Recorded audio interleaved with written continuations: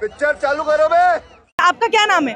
मेरा नाम करण है। करण, ये क्या कह रहे थे आप? मोदिया क्या बोल रहे थे आप? मोदिया शहवा जान ले तेरी बारी आई है, बुरिया बिस्तर बांध ले तेरी बारी आई है।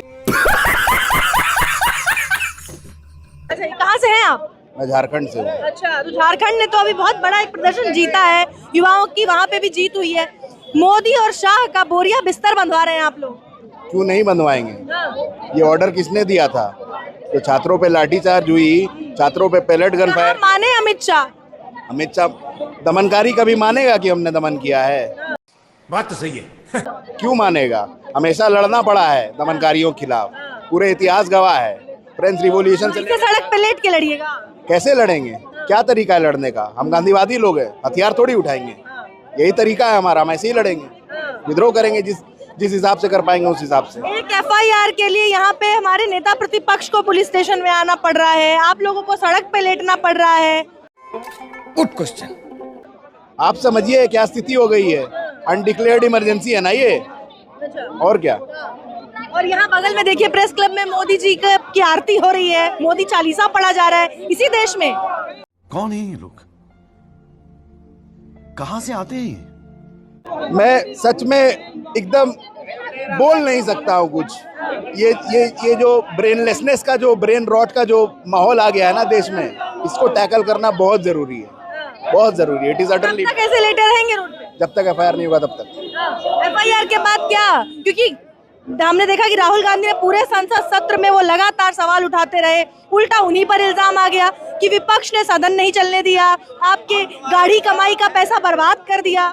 हम लड़ेंगे और गांधीवादी तरीके से लड़ेंगे और न्याय लेंगे। जब तक न्याय नहीं मिलेगा तब तक लड़ते रहेंगे, लेकिन तरीका हमारा गांधीवादी होगा। जंतर मंतर में भी आपने देखा होगा कि हमने लिखा था, हमला चाहे जैसा भी हो, हाथ हमारा नहीं उठेगा। राहुल गांधी को कहा जा रहा है, रविशंकर प्रसाद कह रहे हैं कि अरे ये अराजकता की राजनीति कर रहे हैं, वंदे मातरम का मुद्दा भटकाने के लिए ये सब कर रहे हैं। मुद्दा ये है, मुद्दा वंदे मातरम नहीं है।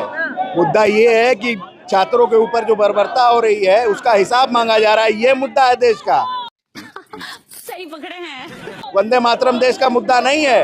वंदे मातरम पढ़ा जाए या ना पढ़ा जाए, आधा पढ़ा जाए या पूरा पढ़ा जाए, उससे किसी का नुकसान नहीं हो रहा है। लेकिन जो यूथ का जो एम्प्लॉयमेंट नहीं मिल रहा है, यूथ का जो पेपर लीक हो रहा है और यूथ के ऊपर जवाबदेही मांगने पे जो फायरिंग हो रही है, वो देश का मुद्दा है साथी। वो कह रहे हैं कि 6 स्टेंजा पूरा पढ़ना पड़ेगा और कांग्रेस जो है वो 2 में ही निपट रही है। वो कौन होते हैं बताने वाले कि ये पढ़ना पड़ेगा और ये नहीं पढ़ना? नया नियम बना के बकायदा उन्होंने संसद में नया नियम बनाया, तब बता रहे हैं। मैं कह रहा हूँ कि क्या सच में इस बारे में हमको यहाँ बात करनी चाहिए? क्या हम इस चीज के लिए यहाँ पे सड़क पे लेटे हुए कि वंदे मातरम पूरा पढ़ा जाए या ना पढ़ा जाए? सरकार को इस बारे में बात करनी चाहिए क्या? लेकिन सरकार कर रही है। सरकार ब्रेनलेस है। they are just trying to divert us. That's all. That's all. Jharkhand के मुद्दे पे भी नेता उल्टा, आपको देखा सदन में, आपने उल्टा विपक्ष को घेर रहे थे कि वहाँ क्यों नहीं बोल रहे हैं। वहाँ युवा हो गए और जब जंतर मंतर पे बैठे तो देश दहशतगर्द हो गए। ये तो पुराना तरीका, ये राजनीति उनकी ओछी राजनीति, इसका हम कुछ नहीं कर सकते। रही बात नेता प्रतिपक्ष की, तो उनको जितना कुछ बोलना था उन्होंने सीएम को चिट्ठी भी लिखी, उन्होंने जितना कुछ ट्वीट करना था वो ट्वीट भी किया।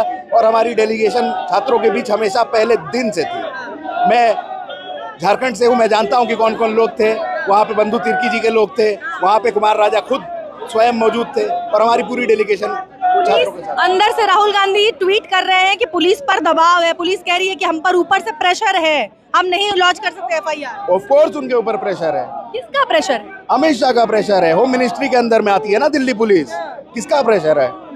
जड़ तो अमित शाह है और वो आज का गुंडा नहीं है, वो 30-40 साल पुराना गुंडा है।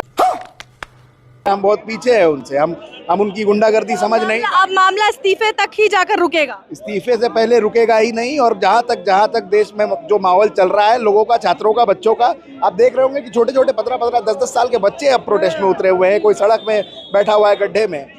तो सिर्फ दिल्ली नहीं दर्शाती है कि देश में क्या चल रहा है। और जब दिल्ली में इतना कुछ हो रहा है तो देश भर में क्या क्या हो रहा है वो आप समझिए।